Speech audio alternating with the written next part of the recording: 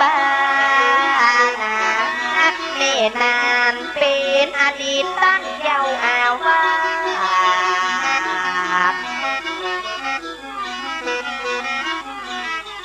พระโอภาสวิหารลักคิดลูกหาลูกศิษย์อยากขอยกมือกราบอดีตตั้งเจ้าอาวาสรองเจ้าคณะสันทรายเพียงใหม่แต่นาขอยกมือไว้มือแสบรรดาของวัดห่วงว่าอะไรสักอย่างพระครูสถิตภูกนราธรสันขยอมท่านรักษาการเจ้าถ้าหลวงพ่อมันถ้าเป็นห่วงอย่างเนอะตึงบอกว่าอาการน้อยตึงบอกว่าอาการใหญ่พระครูประยัดมาช่วยกันรักษาขอท่านอย่าได้อย่าเป็นห่วงขอให้ได้ปกวางเมตตาวานเจ้าแม่วานยังมีรักษาการท่านพุทธแห่งทานเจ้าช่วยกันพระลูกวัดและเจ้าพระเอกราชพร้อมกับมาพี่น้องทุกรังหาเฮือนเจ้าบ้านเจ้าเมืองก็รับนาขนาดบางครั้งวันนี้คือเป็นโอกาสได้กินได้ทานหาดิบเจ้างามวานอนพนักสัตว์มาสัตว์พยมสันใสมีน้องยิ่งใจมาร่วมเป็นเจ้าภาพมีพระเอกราชอติพระโรขอตั้งนะโมโยโสกราบน้อง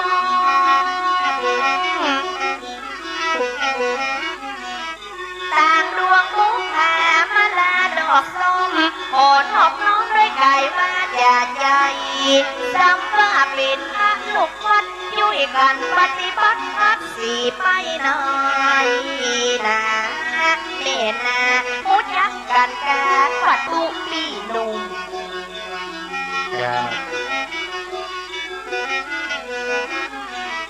วัดสันขยอมขอไปกระสดใสบริเวณบางในกระยุ่งขอไว้สาตั้งตุปีหนุ่มและท่านพระครูมาลักโดยหนึ่งรอมแบงท่านได้เป็นรักษาการเต้นเจ้าอาวาสขยอมตุนใหม่วัดว่างอารามวัดสันขยอมเป็นศาลาไม่สักห้องใหญ่เจ้าสาธุสาธุนะเจ้ายังไม่ยันีมนต์สังหารท่านนั้นได้ไปพักนะไปอยู่มันกันนะสักหาเก็บศพมาไว้ก่อนเพราะร้องถึงเวลาเนี่ยนะเจ้าแม่เติมจะพระราชทานเพิ่มศพท่านอยู่เจ้า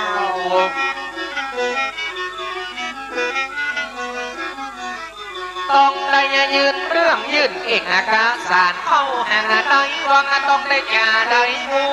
ไปขอไฟไผ่ในก็ถึงผู้องค์สมเด็จท่านจะเอาหอบ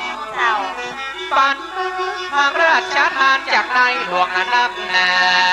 เพื่อจะได้จัดปีซื้อแถมก่อนต้องได้รับอนุญาตพระราชทานจากพระภูมิบาลกับสัตว์เจ้าฟ้าร่วงเวลาในการปิดศพไว้ปีกึ่งก็สมสังเกียรติเข้ามาสมสัง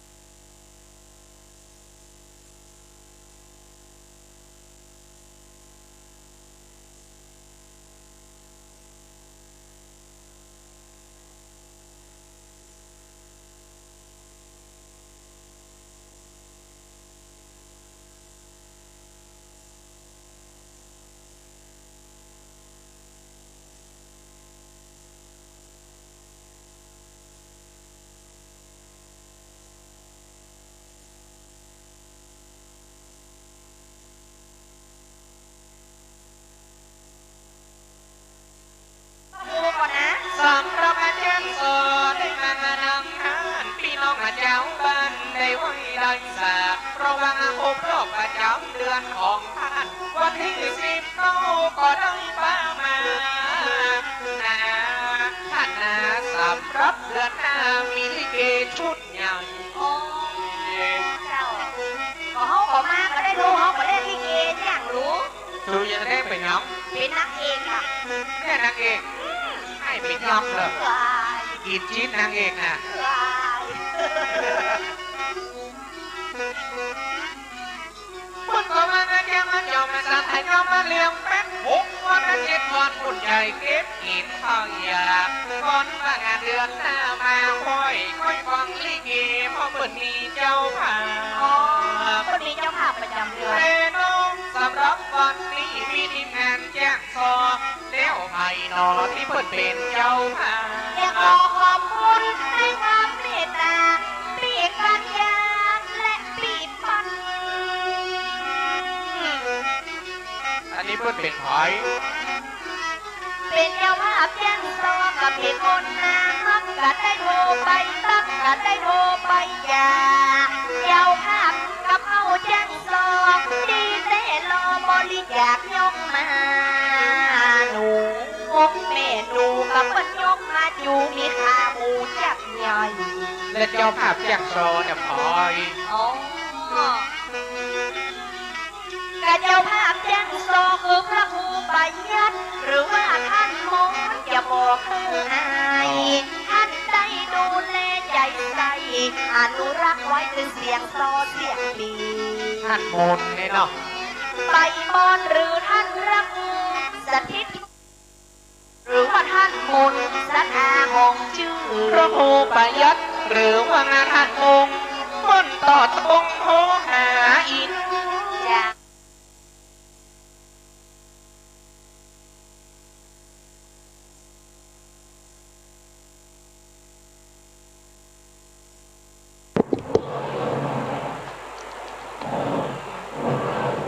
เก้าจน10 จนจะได้จนความคิด9 พิษ10 พิษอย่าได้พิษเมียท่าน9 ลั่น10 ลั่นอย่าได้ลั่นเจ้านาย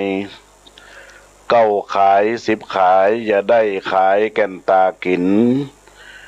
9 มิน10 มินอย่าได้ไปดูหมินประมาท9 ขาด10 ขาดอย่าได้ขาดทำบุญ9 คุณ10 คุณบ่เต้าคุณพ่อแม่9 แพร10 แพรบ่เต้าแพรเมตตา9 หา10 หาบ่เต้าหาความหู9 จู10 จูบ่เต้าเมียตัวเอง9 เก่ง10 เก่งบ่เต้าเก่งใจตั้น9 ฝัน10 ฝันบ่เต้าฝันเป็นจริง9 ยิง10 ยิงบ่เต้ายิงถูกเป้า9 เท่า10 เท่าบ่เต้าเท่าคุณธรรม9 จำ10 จำบ่เต้าจำใส่ใจ9 ใส10 ใสบ่เต้าใสสะอาด9 หาบ10 หาบบ่เต้าหาบความดี9 มี10 มีบ่เต้ามีคุณธรรมขอความนอบน้อมจงมีแด่องค์สมเด็จพระสัมมาสัมพุทธเจ้าอันเป็นพระบรมครูศาสดาเอกของโลกเป็นที่พึ่งทางอกทางใจของมนุษย์และเหล่าเทวดาเจ้าตั้งหลายไวยสาพระสัทธรรมเจ้าพระอริยสงฆ์เจ้ากราบนมัสการถวายความเคารพพระเดชพระคุณพระเทพปริยัติเจ้าคณะจังหวัดเชียงใหม่พระเดชพระคุณพระเทพมังคลาจารย์พระเดชพระคุณพระเทพสิงหวราจารย์รองเจ้าคณะจังหวัดเชียงใหม่นมัสการพระเดชพระคุณหลวงพ่อพระครูโกศลธรรมวิจัยเจ้าคณะอำเภอสันทราย วัดเขาแต่นหลวงหลวงพ่อพระครูสถาพรพิพัฒน์รองเจ้าคณะอำเภอสันทรายวัดเมืองขอนหลวงพ่อท่านพระครูพิพัฒน์ศิลสังวรรองเจ้าคณะอำเภอสันทรายวัดสันทรายมูลหลวงพ่อพระครูสถิตธุลาธรผู้รักษาการแทนเจ้าวาดวัดสันขยอมตำบลสันทรายน้อยอำเภอสันทรายจังหวัดเชียงใหม่ขอเจริญพรธรรมสวัสดีกับบรรดาญาติโยมสาธุชนท่านผู้ฟังท่านทั้งหลายในวาระโอกาสเจ้านี้เป็นเจ้าวันอังคารวันที่11 พฤษภาคมพุทธศักราช 2564 บรรดาญาติโยมสาธุชนท่านทั้งหลายที่ได้ตั้งอกตั้งใจรับฟังรายการธรรมะสู่ใจยามสายของอาตมาภาพพระครูประหลัดกิติพงศ์กิติโสภโนสำนักวัดสันขยอมตำบลสันทรายน้อยอำเภอสันทรายจังหวัดเชียงใหม่อาตมาภาพกำลังออกรายการธรรมะญาติโยมทั้งหลายก็ได้พบปะกับอาตมาภาพพระอาจารย์แก่นวันนี้เป็นวันธรรมสวนามัยเป็นวันพระเป็นวันศีลเป็นวันพระในกาละที่เป็นเดือนดับของเดือน8เหนือญาติโยมทั้งหลายวันพรุ่งนี้ก็จะเป็นวันเดือน9ขึ้น1ค่ำและญาติโยมและท่านทั้งหลายญาติโยมที่จักได้ทำการปูจากุลครูบาอาจารย์ไหว้พระนพธรรมไหว้ผีเสียบ้านเสียเมืองผีเสียวัดเสียวาก็จะเริ่มกันทำในเดือน9ญาติโยมต่างๆหลายเนอะแต่วันนี้ก็ถือว่าเป็นวันธรรมสวนามัยที่เราท่านทั้งหลายได้ไปวันพระวันศีล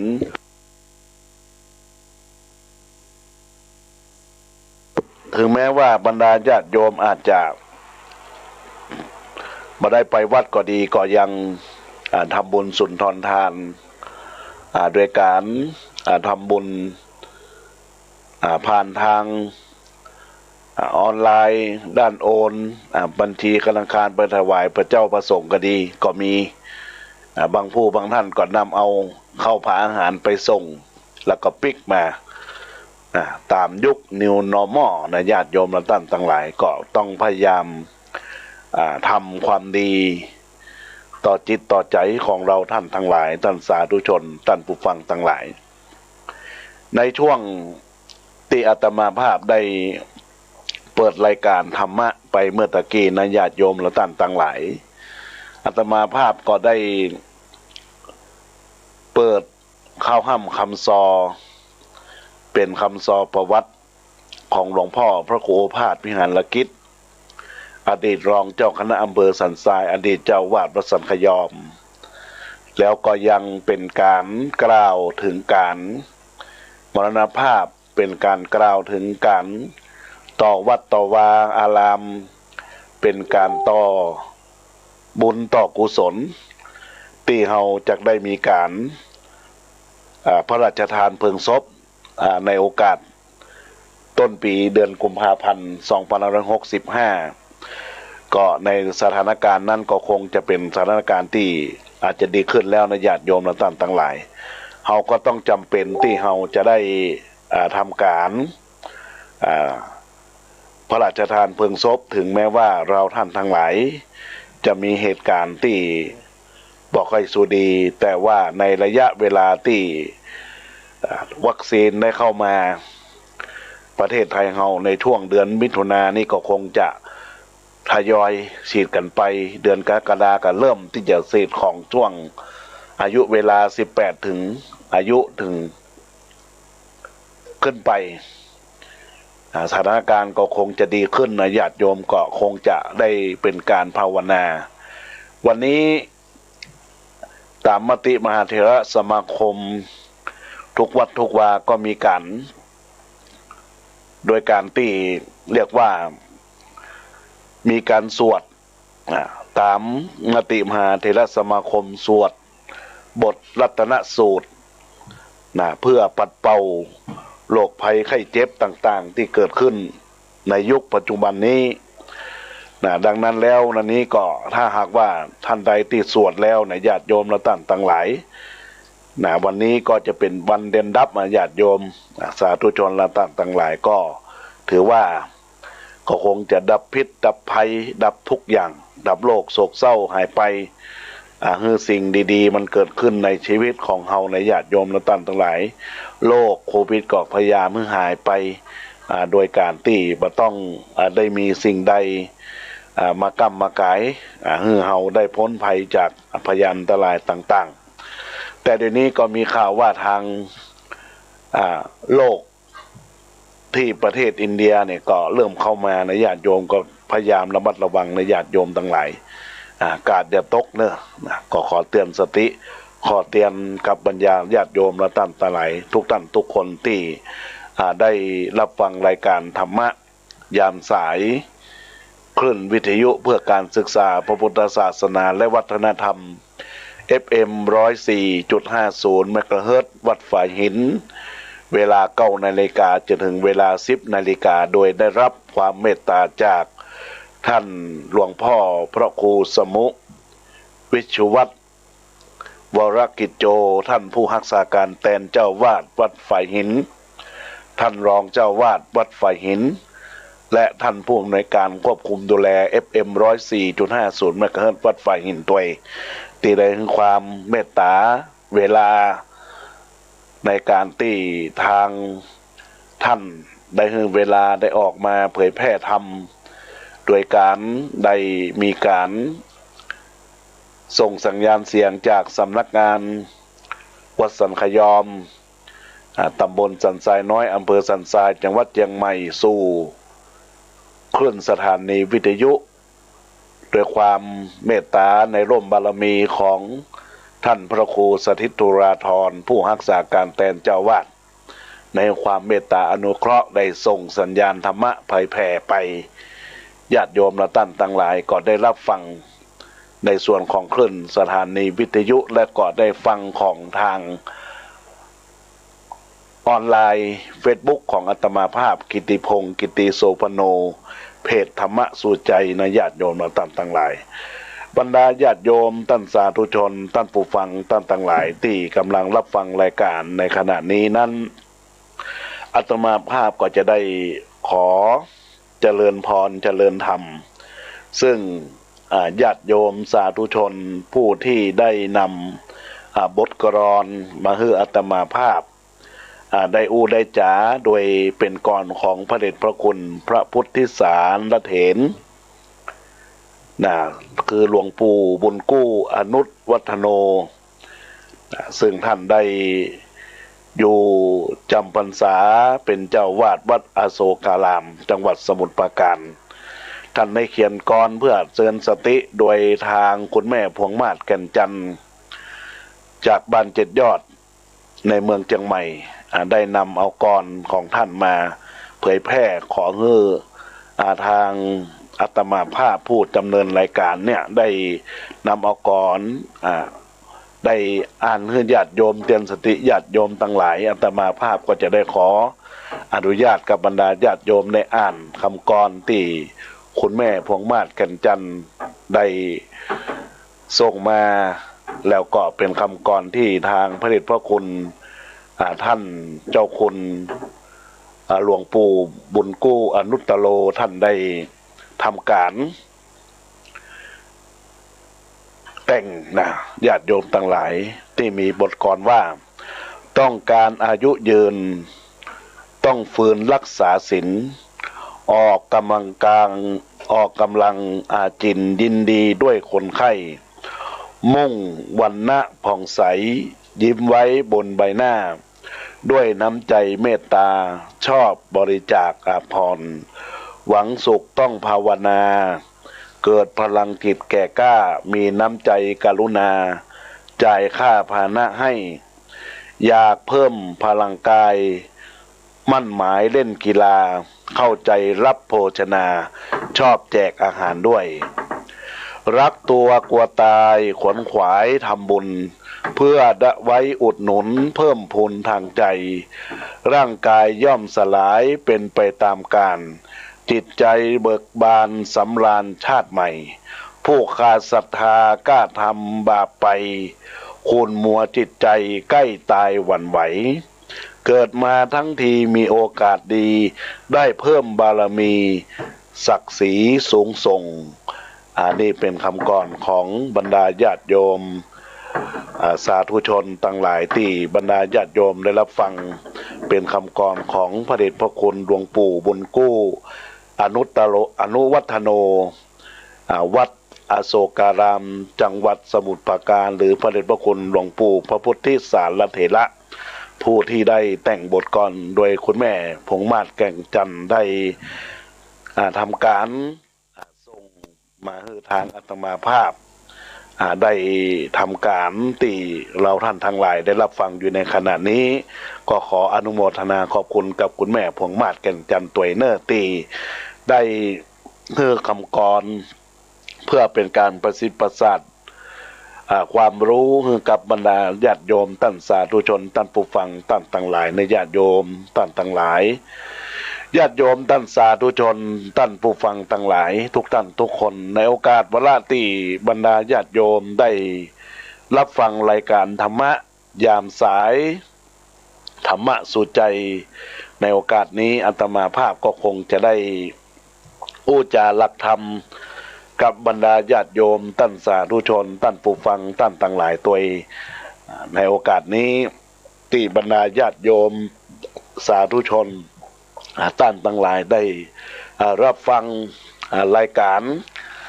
ช่วงแรกนี้อาตมาภาพยังบัทักทายกับบรรดาญาติโยมท่านสาธุชนท่านต่างหลายเตือนเนออาตมาภาพจะได้โอจาหลักธรรมะเดี๋ยวสักท้ายรายการอาตมาภาพก็จะได้ทักทายบรรดาญาติโยมสาธุชนท่านผู้ฟังที่เข้ามารับชมใน Facebook กิติพงศ์กิติโสพโนและก็โทรศัพท์เข้ามาอุจากันได้ในรายการในญาติโยมและท่านต่างหลายสำหรับธรรมะในโอกาสนี้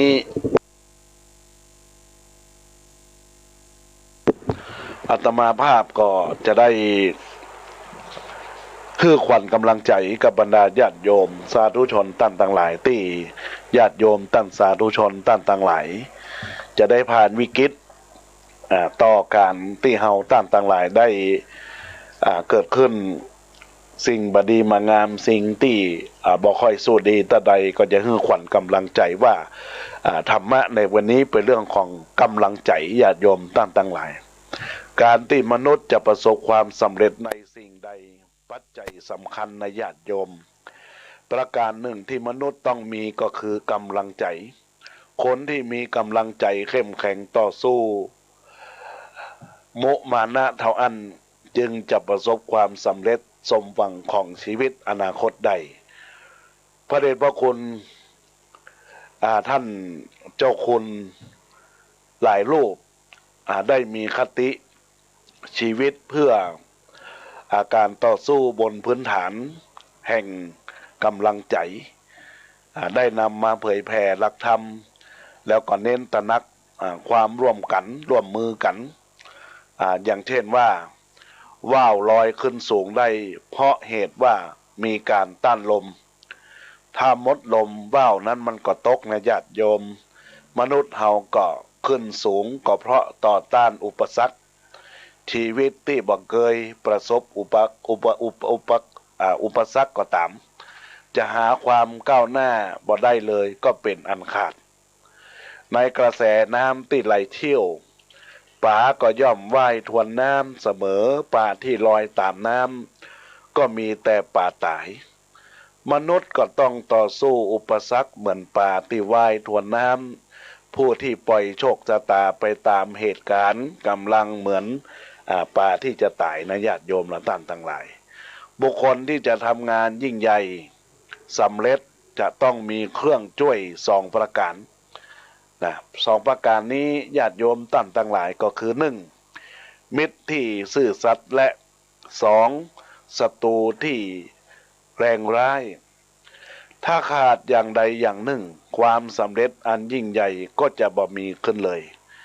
จริงๆแล้วนะญาติโยมนะท่านทั้งหลายเป็นเพราะเฮาคุกเข่าหื้อตัวของเราเตี้ยลงเองถ้าเรามีกำลังใจที่จะยืนตั้งตัวตรงเหมือนเขาเราก็สูงเท่าเขาบ่เป็นการยากที่จะเรียกร้องเอาความไว้วางใจจากไขความลำบากอยู่ที่การกระทำให้ได้ผลสมที่เขาไว้วางใจถึงแม้อันยังก็ตามญาติโยมต่างหลายจะเสียไปหมดแล้วแต่อนาคตก็ยังอยู่เวลาข้างหน้าก็ยังเป็นเวลาของเฮาทำใหม่สร้างใหม่ตั้งตนชีวิตใหม่สวรรค์ช่วยให้คนเฮานั้นช่วยให้ตนเองเมื่อชีวิตผิดหวังอย่านั่งท้อจงรีบต่อสู้เถิดจะเกิดผลผิดเป็นครูรู้แก้ให้แก่ตนเกิดเป็นคนต่อสู้จึงอยู่ดีญาติโยมทั้งหลายความบกพร่องอันยิ่งใหญ่ของมนุษย์เฮาคือการบ่ฮู้หรือว่าบ่ยอมรับว่าตัวเองมีความบกพร่องอันอย่างพ่องอย่างเช่นว่าสร้างตัวของเฮามาโดยวิธีมองแง่ดีของคนแล้วก็พยายามเลียนแบบข้าเจ้าทั้งหลายบ่อยากจะฮู้บ่อยากจะเห็นแง่ร้ายของไขเพราะบ่มีประโยชน์อันหยังแก่ตัวเฮาในญาติโยมทั้งหลายที่เอาราคาเวลาของตัวเฮาสูงพอที่จะปล่อยให้เสียไปด้วยการมองหาหรือได้ยินได้ฟังเรื่องบดีของคนอื่นตัวเฮาเนี่ยต้องหากำไรชีวิตของเฮาให้ได้โดยบ่ต้องลงทุนมากเพราะเพียงแต่หาแง่ดีของคนและเก็บเอามาเป็นแบบฉบับเป็นของได้เปล่าบ่ต้องลงทุนในญาติโยมและท่านทั้งหลายก็คือหยิบยกตัวเฮาเนี่ยญาติโยมทั้งหลายมองคนอื่นที่มองที่แง่ดีของเปิ้นมีแง่ดีอันใดก็นำเอามาพิจารณาทุกอย่างทุกประการในญาติโยมทั้งหลายดังนั้นแล้วเฮาจงมาสร้างกำลังใจกันเถอะว่าศึกสงครามสู้ด้วยกำลังรบอันเกรียงไกรศึกชีวิตสู้ด้วยกำลังใจอันแข็งแกร่งโลกคือสนามรบชีวิตก็คือเข้าสู่สงครามที่ทารุณโหดร้ายที่สุดก็คือสงครามชีวิตเพราะมีอายุเท่ากับนักรบคนนั้นนั่นเองข้าศึกก็คือกิเลสของมนุษย์บวกด้วยภัยธรรมชาติและภัยจากสิ่งแวดล้อมนักรบจึงต้องมีอาวุธสำคัญก็คือกำลังใจและปัญญา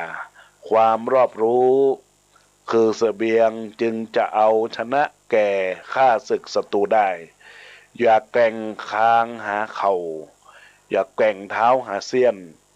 อย่าเหี่ยวไปด้วยใบตองอย่าพองไปด้วยอึ่งอ่างดังนั้นแล้วญาติโยมและท่านทั้งหลายความรู้เป็นเสบียงแห่งการเอาชนะข้าศึกในญาติโยมแล้วปัญญาก็คือการที่เรามีกำลังใจที่จะเป็นนักรบเป็นนักรบเป็นอาวุธแล้วก็ธรรมชาติที่สร้างมาเราก็ต้องพยายามขวนขวายหาในญาติโยมท่านทั้งหลายดังนั้นแล้วก็ต้องขอฝากกับบรรดาญาติโยมสาธุชนท่านผู้ฟังท่านทั้งหลายที่กำลังรับฟังรายการธรรมะยามสายของขึ้นวิทยุเพื่อการศึกษาพระพุทธศาสนาและวัฒนธรรม FM 104.50 เมกะเฮิรตซ์วัดฝายหินที่อาตมาภาพกำลังจัดรายการอยู่ในขณะนี้ก็ขอบอกกล่าวกับบรรดาญาติโยมท่านสาธุชนท่านผู้ฟังท่านทั้งหลายที่ได้ทำความเข้าใจได้รับฟังแล้วก็ขอให้ปฏิบัติตามกับอาตมาภาพเพื่อเป็นบุญเป็นกุศลในญาติโยมและท่านทั้งหลาย ตอนนี้ก็ขอฝากกรอนอีกบทหนึ่งให้กับบรรดาญาติโยมท่านสาธุชนท่านทั้งหลายว่าน้ำขุ่นให้อยู่ในน้ำใสไว้ข้างนอกไม่ควรแสดงออกบอกความไม่สบายใจผู้ยังมีกิเลสเหตุของการทำบาปควรมีการกำราบเว้นจ้วงจากผู้อื่นฝึกบำเพ็ญสมาธิเพิ่มสติปัญญามีพลังจิตแก้กล้าควบคุมอารมณ์ได้มันเจริญปัญญาจนเป็นวิปัสสนาเกิดญาณปีชาลดตัณหาลงไปนี่เป็นข้อคิดคติเตือนใจติพระเดชพระคุณพระพุทธิสารเถรได้นำมาเป็นบทกลอนก็ต้องขออนุโมทนากับคุณแม่พวงมาศแก่นจันทร์ที่ได้ส่งคำกลอนมาทางรายการในขณะนี้อาตมาภาพก็ได้อ่านบทกลอนของญาติโยมที่ได้ฝากมากับการจัดรายการธรรมะนี้ก็อนุโมทนาเป็นการวิทยาทานแล้วก็เป็นการประสิทธิ์ประสาทวิชาความรู้ในเรื่องของคุณธรรมจริยธรรมให้ญาติโยมท่านทั้งหลายได้เก็บไปเป็นข้อคิดได้เก็บไปเป็นข้อคติเตือนใจของบรรดาญาติโยมท่านสาธุชนท่านผู้ฟังท่านทั้งหลายบรรดาญาติโยมท่านทั้งหลายตะกี้เฮาได้พูดถึงเรื่องขวัญกำลังใจซึ่งกันและกันตอนนี้อาตมาภาพก็คงจะหยิบยกในเรื่องของชีวิตไม่ผิดหวังต้องหมั่นระวังเข้าไว้ชีวิตของคนเฮาทุกท่านทุกคนนั้นมีความหมายญาติโยมท่านทั้งหลายชีวิตของคนเฮาในญาติโยมกาจะได้มาเป็นมนุษย์กาจะได้มาเป็นปุถุชนเป็นบุคคลเหมือนดังคำกลอนว่าดังคำกลอนนักปราชญ์พุทธสุภาษิตที่ว่ากิจโฉมมนุสสปฏิลาโภการเกิดเป็นมนุษย์การเกิดเป็นปุถุชนการเป็นคนมันแสนยากมันแสนยากจะได้ญาติโยมและท่านทั้งหลายเฮาลองคิดดีๆว่าอย่างองค์สมเด็จพระสัมมาสัมพุทธเจ้าพระองค์ทรงกว่าจะได้เป็นพระอนุตตรสัมมาสัมพุทธญาณเป็นพระพุทธเจ้าของเฮาเนี่ยญาติโยมทั้งหลายพระองค์ก็ยังเวียนว่ายตายเกิดในภพในชาติ500 ชาติสุมาเตอร์ญาติโยมทั้งหลายปีจอท่านก็เป็นปีวัวปีควายท่านก็เป็นทุกอย่างญาติโยมทั้งหลายอย่างเฮาเนี่ยญาติโยมทั้งหลายบอกว่าเฮาจะเกิดมากี่ภพกี่ชาติกี่ร้อยชาติแต่เฮาถึงเกิดมาเป็นมนุษย์เป็นคนและยิ่งที่เฮาเกิดเป็นมนุษย์เป็นคนในญาติโยมทั้งหลายได้มาพบเจอพระพุทธศาสนาเป็นสิ่งที่ประเสริฐสิ่งที่เลิศญาติโยมทั้งหลายเพราะว่าศาสนาพุทธสอนด้วยเหตุสอนด้วยผลสอนด้วยการให้เฮาท่านทั้งหลายได้ปฏิบัติจริงแล้วก็ได้เห็นจริงรู้แจ้งเห็นจริงถ้าหากญาติโยมว่าตุเจ้ารู้แจ้งเห็นจริงจะได้ญาติโยมท่านทั้งหลายก็ลองเจริญวิปัสสนาเหมือนคำกรที่ได้กล่าวไว้ตะกี้นั่นน่ะญาติโยมและท่านทั้งหลายคำกรที่กล่าวนะต้องประพฤติปฏิบัติเรื่องของวิปัสสนาเพื่อเป็นการปีชาสามารถความรู้ของเฮาได้เห็นแจ้งเห็นจริงได้เห็นรู้ตัวตนของเฮาการเจริญสมาธิอยู่กับตัวเฮาญาติโยมนั่งที่นี่ลองคิดในใจว่าเวลาเฮานั่งประได้คิดไป108อย่างนะญาติโยมท่านทั้งหลายและการคิด108อย่างญาติโยมลองคิดว่ามันมีความสุขหรือว่ามันมีความทุกข์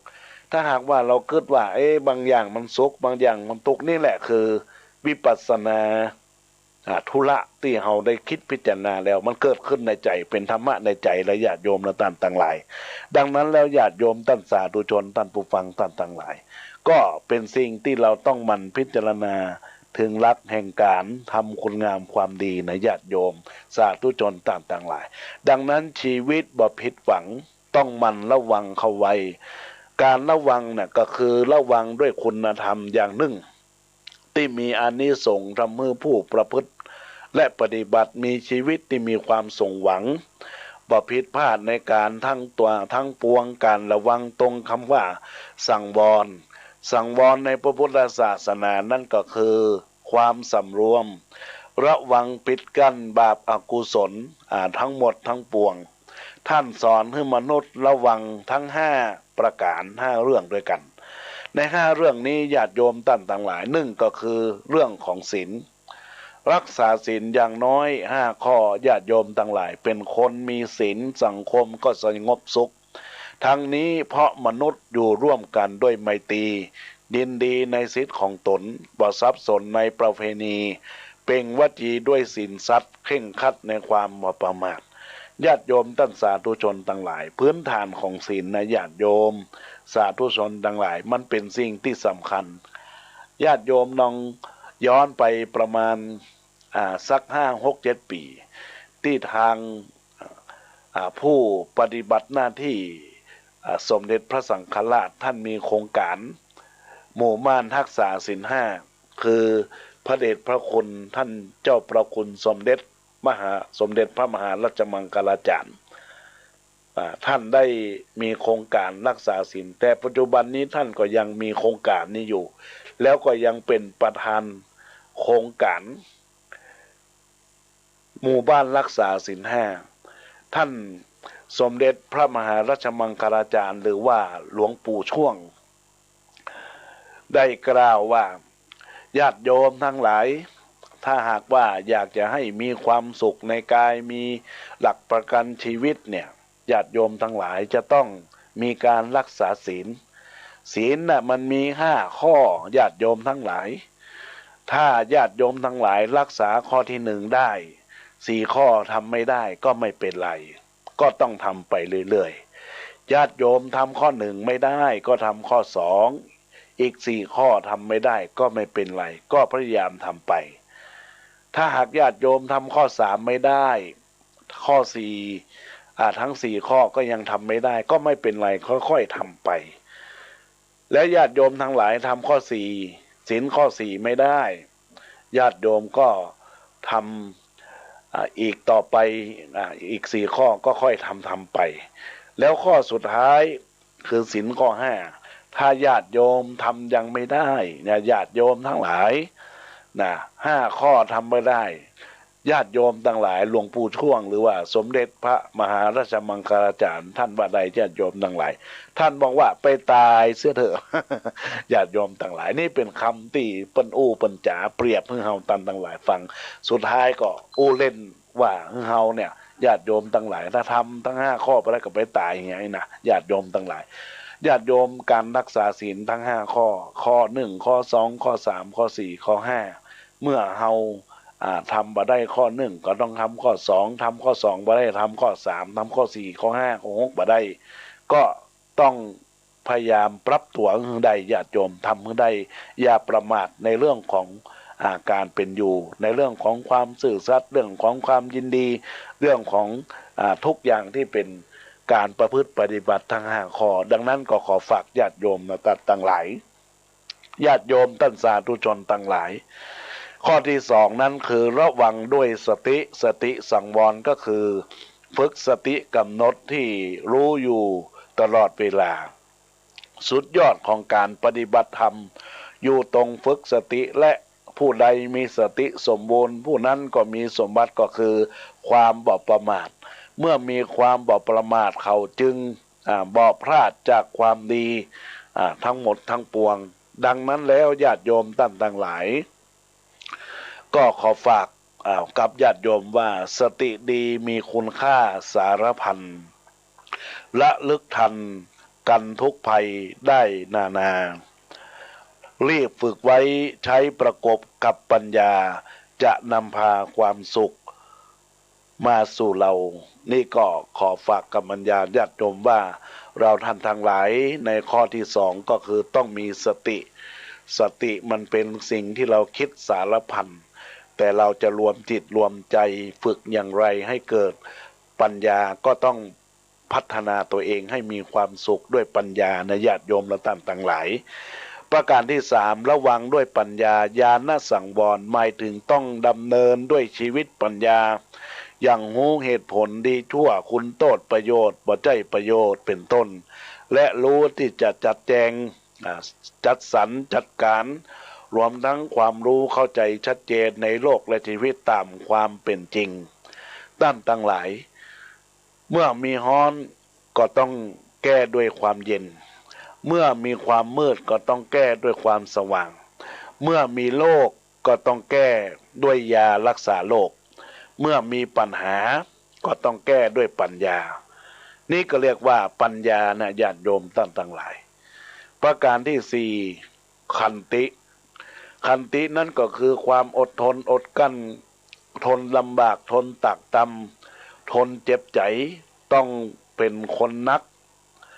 เอาเบาสู้เพื่อบรรลุจุดมุ่งหมายที่ดีงามเหมือนดังที่ว่าญาติโยมละต่างต่างหลายอดทนอดกั้นในญาติโยมอดต่อความลำบากอดต่อความตักตำเจ็บไข้ได้ป่วยเนี่ยสิ่งสำคัญญาติโยมละต่างต่างหลายก็คือการที่เราท่านทั้งหลายเวลาเรามีการพัดภาคจากสิ่งที่ฮักที่พอใจเรายินดีในสิ่งที่มันเกิดขึ้นอันนี้ก็เรียกว่าเราได้ฟันฝ่าความอดทนอุปสรรคญาติโยมละต่างต่างหลายทุกสิ่งทุกอย่างอันยังก็ตามญาติโยมต่างหลายนั่งบ่ได้เจ็บแข้งเจ็บไข้ได้ป่วยมันก็ปวดก็ความทุกข์ก็เกิดขึ้นแต่เฮาพิจารณาว่าความปวดความเจ็บมันเป็นธรรมดามันเกิดขึ้นแล้วความแก่เกิดขึ้นความเจ็บมันก็เต็มธรรมดาถ้าเฮาพิจารณานี้ปลงไปอย่างนี้แล้วญาติโยมทั้งหลายเฮาก็ย่อมมีความสุขอดใจทำให้รู้จักยอมอดออมก็คือทำบัดยากจนอดทนก็ทำให้เฮาทุกข์ง่ายญาติโยมต่างหลายพ้นทุกข์ง่ายแล้วก็ระวังความเพียรญาติโยมทั้งหลายความว่าระวังความเพียรนั่นก็คือมีวิริยะมีความอุตสาหะที่เกิดขึ้นชีวิตต้องมีความเพียรความบักบั่นเพียรเพื่อจะละความชั่วประพฤติความดีปท้อถอยผู้จะประสบความสำเร็จจึงต้องมีความเพียรดังคำที่สุนทรพูดได้กล่าวว่า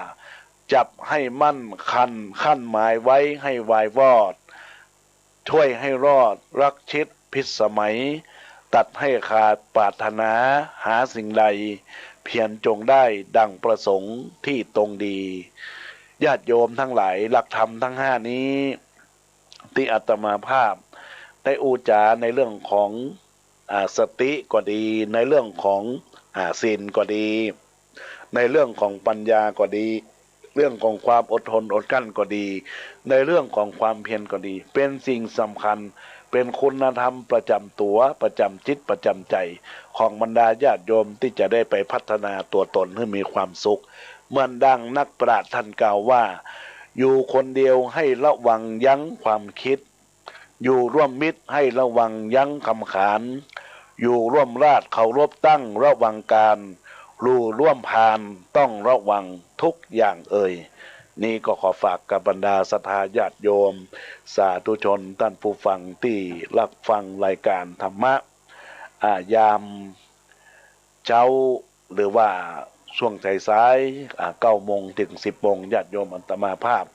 ก็ได้จัดรายการธรรมะมาอุจาธรรมะในเรื่องของขวัญกำลังใจเรื่องของชีวิตที่ยังมีคุณค่า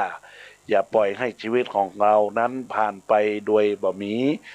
ศีลโดยบ่มีสติโดยบ่มีปัญญาโดยบ่มีความอดทนอดกั้นความเพียรอย่างตะวาเนี่ยญาติโยมทั้งหลายโอ้ยอาตมาภาพได้พอข่าวฟังข่าวเรื่องว่าตะวานี้เชียงใหม่ที่เกิดขึ้นมีละอ่อนประจายอยู่ดีๆก็ยืนอยู่ที่สะพานนวรัตน์แล้วก็กระโดดน้ำมาญาติโยมทั้งหลายลงน้ำปิงตายไปแห่จ้อยญาติโยมทั้งหลายเนี่ยชีวิตของคนเฮาเนี่ยมันสั้นนักแต่เฮาจะทำให้เฮาชีวิตของเฮายาวจะใดก็หมั่นความดีละเว้นความชั่วทำจิตใจให้มีความบริสุทธิ์หมดใสในญาติโยมและท่านทั้งหลายก็เป็นสิ่งที่สำคัญกับตัวตนของเฮาญาติโยมทั้งหลายตอนนี้อาตมาภาพได้อุจาหลักธรรมคำสอนขององค์สัมมาสัมพุทธเจ้าไปพองแล้วอาตมาภาพก็คงจะหยิบยกรายการม่วนงานสันเล่ามาอุจากับบรรดาศรัทธาญาติโยมท่านทั้งหลายที่อยู่ตั้งบ้านตั้งจองอยู่ตั้งการรับฟังคลื่นวิทยุ 104.50 อาตมาภาพก็จะหยิบยกภูมิปัญญาล้านนาอุจากันได้อุจากันไปล้านนาไทยเขามีความเจริญรุ่งเรือง ทำสิ่งใดก็จะได้สมความมุ่งมั่นปรารถนาในสิ่งที่เกิดขึ้นในญาติโยมต่างหลายว่าเรื่องของ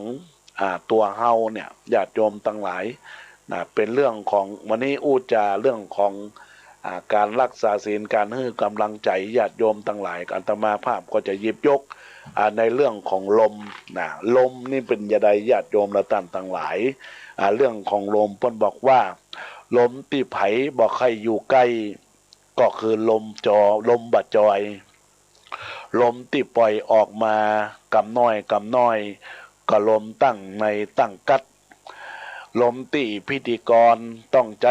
นักก็คือลมปากลมตีปัดบ้านเมืองละเนระนาดกับลมหลวงอันนี้บอกใครขได้ในญาติโยมละท่านทั้งหลาย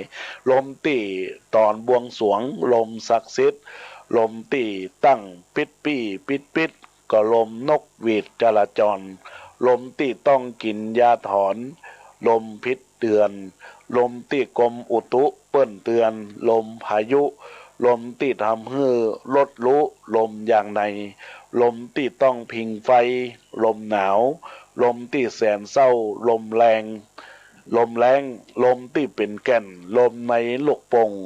ลมที่อยู่ในกลางต้งลมเข้าเต้าลมที่ปัดตอนเจ้าลมเย็นลมที่อยู่ในเล่นลมแก๊สลมที่ตั้งแป๊ดลมอยู่ในห้องน้ำลมที่เติมเป็นประจำลมรถลมที่หามมดลมหายใจลมที่หนังจีนเปิ้นใจลมปานลมที่เมียมีประจำลมบดี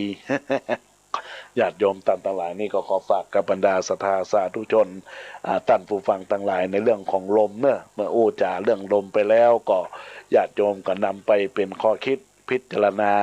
ถึงความดีถึงความงามของบรรดาญาติโยมท่านสาธุชนท่านผู้ฟังตอนนี้ก็จะได้ขอทักทายกับบรรดาญาติโยมสาธุชนใน Facebook ก็เป็นคุณโยมอัมไพวีรสะจากบ้านต้นพึ่งอำเภอเมืองจังหวัดลำพูนได้ทักทายในกล่องข้อความว่าสาธุเจ้าท่านอาจารย์แล้วก็คุณโยมแม่มาลีนภิกุลนมัสการเจ้าก็เจริญพรแล้วก็มีคุณแม่สุนีกองบุญจากบ้านสันนำลักปันสันนเมงได้ทักทายว่ากราบสาธุฟังอยู่เนื้อเจ้าสาธุเจ้าแล้วก็ไม่มีหลวงพ่อพระครูวิสุทธิศีละโสพลหลวงพ่อน้อย1960ใน Facebook ของท่านแล้วก็ท่านเป็นเจ้าวาดวัดบันโป่งเฮือโบราณได้เข้ามาว่าสาธุยามสายครับท่านพระครูอาจารย์แก่นขออนุโมทนาขอบคุณญาติโยมสาธุชนและบรรดาท่านหลวงพ่อตัวนะครับที่ได้คือความเมตตาทักทายในกล่องข้อความแล้วก็คุณโยมโชติกาล้านโชติพันธ์น้องไข่หลวงได้ทักทายว่ากราบสาธุเจ้าก็อนุโมทนาและนี่ก็คงจะเป็นญาติโยมสาธุชนที่ได้เข้ามาเป็นเพื่อนของอาตมาภาพใน Facebook ใหม่เข้ามาประเดี๋ยวในญาติโยมทั้งหลายเป็น Facebook ของคุณโยมธนวันพุทธงามว่ากราบไหว้สาเจ้ารับฟังรับชมอยู่แม่ปูคาสันขะแพงเจ้าก็อนุโมทนาขอบคุณกับคุณแม่ตัวเนอร์ที่ได้รับฟังรับชมแล้วก็มีคุณโยมจาวิชัยคำเจริญขอกราบนมัสการพระอาจารย์กิติพงศ์กิติโสพโนวันนี้โชคดีได้ฟังธรรมะสุใจ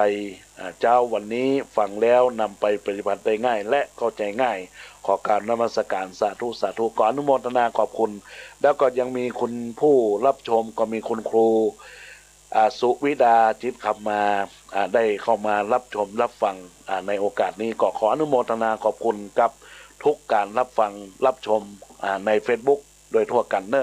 อันนี้ก็จะได้ขอประกาศข่าวสารบอกบุญบอกกุศลกับบรรดาญาติโยมท่านสาธุชนทั้งหลายท่านใดที่มีเฟซของอาตมาภาพได้โชว์โปสเตอร์เชิญร่วมทำบุญอุทิศถวายหลวงพ่อพระครูพาสวิหารกิจหลวงพ่อพระครูบุญเลิศอาสโพคำปูอดีตรองเจ้าหน้าอำเภอสันทรายอดีตเจ้าวาดวัดสันขยอมซึ่งอาตมาภาพจะเป็นเจ้าภาพในนามศิษย์พระครูประหลัดกิติพงศ์กิติโสพโนและคณะท่านเจ้าภาพ ทั้งหมดทั้งมวลแห่มหกเจ้าภาพแต่ญาติโยมต่างหลายร่วมบุญร่วมกุศลกันโดยอาตมาภาพเป็นหลักแล้วก็จักจวนเจริญพรญาติโยมสาธุชนในการรับฟังขึ้น 104.50 เมกะเฮิรตซ์วัดฝ่ายหินก็ดีขึ้น FM 96.0 วัดพระธาตุดอยสุเทพก็ดีก็และญาติโยมที่ได้รู้จักบักคุ้นกับอาตมาภาพก็ได้ขอประกาศอนุโมทนาขอบคุณกับบรรดาญาติโยมที่จะเป็นเจ้าภาพร่วมกันในวันพุธที่19พฤษภาคม2564บรรดาญาติโยมสามารถที่จะร่วมบุญโดยการโอนเข้ามาในบัญชีอาตมาภาพก็จะจัดถวายซองกับบรรดาคือพระเจ้าประสงค์ซึ่งการจัดทำบุญงานศพนี่มันบ่เป็นปัญหาญาติโยมทั้งหลายเพราะว่าเฮาเป็นการจัดงานทำบุญอุทิศถวายไปให้ผู้ถึงแก่มรณภาพแล้วก็มาตรการก็คงจะได้ใจมาตรการในส่วนของสาธารณสุขที่ว่าเจอกันในการละตีว่า50คนต่างรุ่มก็50คนบนวิหารอันนี้ก็มีญาติโยมได้โทรศัพท์เข้ามาเจริญพรพระเจ้าเจริญพรแม่จากที่ไหนจากไม่ย่อยเนี่ยเจ้าจากไม่ย่อยแม่อย่างก็แม่สมพัฒน์สุติวงศ์เจ้าแม่สมพัฒน์สุติวงศ์นอว่าจะได้ฟังเป็นประจำเจ้าฟังจะประจำนออันบุญมาที่19นะเจ้าจะแม่จะรวมตะไหนไม่จะรวมตะไหนไปหอมเลยจ้ะเอาไปหอมนอกไปหอมร่วมกันนอกจ้าอนุโมทนาเนอะแม่เนอะมารวมบุญร่วมกุศลกันเนอะจ้า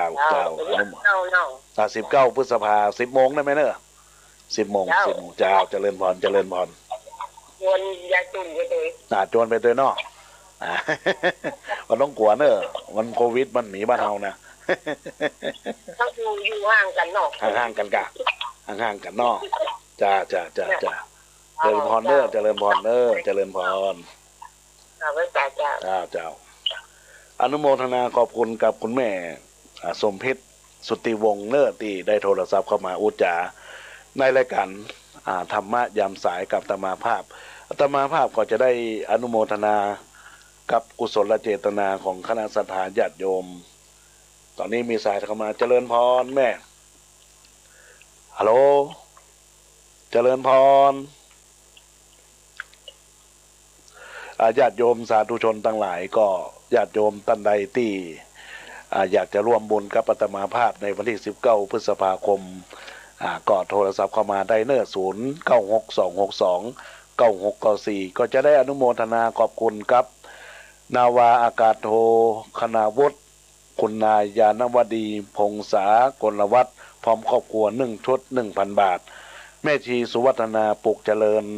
1 ชุด 1,000 บาทแม่มันธนาอัมพันธ์บ้านแม่แตง1 ชุด 1,000 บาทนายกิรศักดิ์กุสม1 ชุด 1,000 บาทนางสาวอ่อนนางสาวอัมพรกุสม1 ชุด 1,000 บาทอาจารย์มนพอาจารย์จุลีกันโท1 ชุด 1,000 บาทนายสมเพชรนางแสงเดือนนายกฤษดาโยธราช1 ชุด 1,000 บาทนายเดชฤทธิ์นางสาวเขมลินเด็กหญิงเขมลินบุญทาลู1 ชุด 1,000 บาทแล้วก็หมายมีนายเอกชัยกันทักพร้อมครอบครัว1 ชุด 1,000 บาทคุณครูอรัญญาแก้วมาพร้อมด้วยครอบครัว1 ชุด 1,000 บาทตอนนี้ก็มีสายเข้ามาเนอะเจริญพรโยมเจ้าหนูนมัสการเจ้าท่านอาจารย์เจ้าว่าใดถ้าอันร่วมมันก็วันที่19,000นะเจ้าอนุโมทนาเนอะสาธุเจ้าอนุโมทนาเนอะจ้าเจริญพรอันนี้ก็มีทางคุณโยมร้อยตำรวจเอกวิชัยนางไถจือผูกปิงได้มาร่วมทำบุญรับเป็นเจ้าภาพแถม1 ชุด 1,000 บาทก่อนอนุโมทนาขอบคุณเนอะอาจารย์ดารรัตน์รองผอ.ไต่ชัยชนะ1 ชุด 1,000 บาทนางสาวอรวรรณโยธาราชหนู1 ชุด 1,000 บาทแล้วก็หมายมีจักรพันธ์ชัยวรรณาโยมเจ1 ชุด 1,000 บาทก็อนุโมทนาขอบคุณกับบรรดาญาติโยม สาธุชนท่านทั้งหลายที่อาตมาภาพได้ทำการจัดรายการตัวนี้ก็มีญาติโยมได้โทรศัพท์เข้ามาอู้จาในรายการก็ขออนุโมทนาขอบคุณได้รับเป็นเจ้าภาพแล้วก็มามีแม่มารีนภิกุลจากบ้านกัดก้อม1 ชุด 1,000 บาทนายฮีรันอินทองนางสาวสุวิดาจิคมา1 ชุด 1,000 บาทนายจรัญนางกรทิพย์นายวิทูลอินตาชัย1 ชุด 1,000 บาทนายเนกนางราพรเด็กชายพุทธิพัฒน์อินตาชัย1 ชุด 1,000 บาทนายนนทวัฒน์นายนนทวัฒน์จากคำผิวนางสาวนิชลีชูมณี1 ชุด 1,000 บาทเจ้าที่การอัศวินธีระยาโนเจ้าหน้าตำบลแม่ลาววัดผาลาดจังหวัดพะเยา1 ชุด 1,000 บาทร้อยตำรวจเอกพรซักนางประนอมผมสุวรรณดี1 ชุด 1,000 บาทแม่จันมณีหา1 ชุด 1,000 บาทแล้วก็หมายมีนายพงพรนางนันทิตาอริยะบวรชัยกุลเตชิตอินทรากุล1 ชุด 1,000 บาทตอนนี้ก็มีญาติโยมได้โทรศัพท์เข้ามาเน้อเจริญพรแม่จันฟองว่าช้าเจ้าเจริญพรว่าจะได้สินข้อหนึ่งที่เขาห้ามฆ่าสัตว์หนึ่งเจ้าถ้าหักทำได้เหรอที่เขาเนี่ยเอาโป้งไปจบใช้แม่อย่างนี้เราอย่างเราอโหสิกรรมเนี่ยมีความเมตตาอโหสิกรรมแผ่เมตตาไปแม่แผ่เมตตาไปเด้อแผ่เมตตาไปเฮามาได้ตั้งใจหรอกจ้าเฮามาตั้งใจเป็นบาปแก่เนี่ยมันเป็นยังบ่ได้ตั้งใจแผ่เมตตาอย่างเงี้ยเนอะอย่าหน้ามันเห็นเนอะจ้าอนุโมทนาเนอะกินจานยังจิ้มได้จะกินแต่จานหอมเต็มจางห้นจางนี่นะเอาไว้ตั้งหน้าเดี๋ยวอย่าเอาไปเอาสักก้อยเอาซองไปฮื้อเนาะไปอู้กันเนาะอันนี้อันจ้าอนุโมไหว้สาด้วยกันเนอะจ้าเจริญพรจ้าก็อนุโมทนาขอบคุณกับพระอาจารย์ณัฐกิจอิมังวัดไฮโดง1 ชุด 1,000 บาทนายบุญเลิศนางคำมูลแสนคำ1 ชุด 1,000 บาทนางมนทิลาอินทพันธ์1 ชุด 1,000 บาทแล้วก็หมายมีบรรดาญาติโยมได้ให้ได้หอมกับอาตมาภาพในส่วนของจตุปัจจัยดร.วราลีทองวินิจ200 บาทนายนลินอินทกัน200 บาทครูจริญญาปาโมด100 บาทแม่จันเพนคำโปธา500 บาทธีรพงศ์สุวรรณ500 บาทแม่วันทองรามประพฤติ200 บาทแล้วก็จ่าสิบวิชัยคำเจริญพร้อมครอบครัว300 บาทนางขวัญใจคำมูล200แม่วันเพ็ญกันทวงศ์200 บาทแล้วก็หมายมีมูลศรัทธา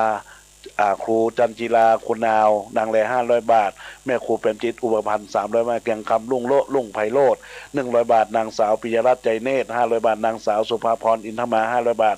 นายนรพัฒน์บานใจ500 บาทดร.ผู้อำนวยการโรจนชัยสมจันทร์500 บาทนางสาวกนิกาหานวิริยกิติชัย500 บาทนายละติพงศ์ปราชญานุภาพ500 บาทอนุพงศ์วันวิสาวชรวิทย์ตันตา300 บาทนัทรัตน์ชัยขันชัยทิศ500 บาทสทดร.พัฒนาใจล่า300 บาทนางสาวจิรวรรณทองดี100 บาทแล้วก็นางสาวดารณีมณีธร500 บาทแม่สุนาพิบูล500 บาทนางศรีลาโพวงศ์200 บาทและก่อนใหม่มีมูลศรัทธาญาติโยมลักษมีศรีสวัสดิ์300 บาทนางสาวสายสมรคิดกิน200 บาทนางนายสองเมืองคำเมธาก็ขออนุโมทนาร่วมบุญแถม100 บาทขออนุโมทนาขอบคุณกับบรรดาญาติโยมสาธุชนทั้งหลายที่รับเป็นเจ้าภาพจะร่วมบุญร่วมกุศลก็สามารถที่โทรศัพท์เข้ามาที่เบอร์โทรศัพท์0962629694ในญาติโยมทั้งหลายก็ขออนุโมทนาขอบคุณไวยสาบารมีพระเจ้าประสงค์ทุกตนทุกองค์แล้วก็ขอให้เป็นบุญเป็นกุศลมีอายุวันนะสุขะพละธนสารสมบัติคุณสามสมบัติทุกท่านทุกคนด้วยเทินขอจะ